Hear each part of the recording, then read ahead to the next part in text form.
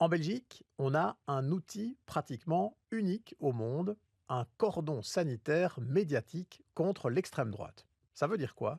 Ça veut dire que les médias francophones belges ne peuvent pas donner la parole en direct à des partis ou à des mouvements d'extrême droite. C'est même bétonné dans des règles, dans des décrets qui ont force de loi et qui donc empêchent les médias d'ainsi donner la parole en direct à l'extrême droite. Alors, est-ce que c'est de la censure? Non, parce que ces partis ne sont pas privés de leur liberté d'expression.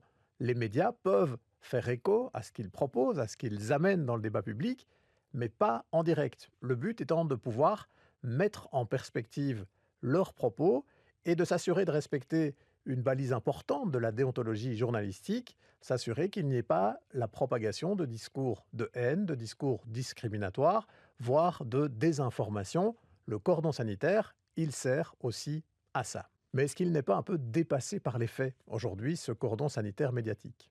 Alors c'est sûr que le monde a changé depuis le début des années 90 quand on a pensé ce système.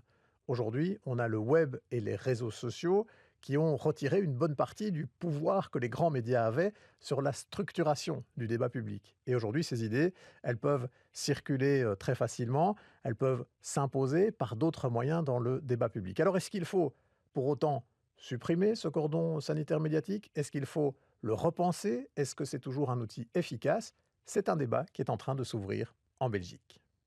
Et si vous voulez aller plus loin sur le sujet, je vous invite à écouter le numéro du podcast Les Clés qu'on a consacré justement à ce cordon sanitaire cette semaine. Bonne écoute!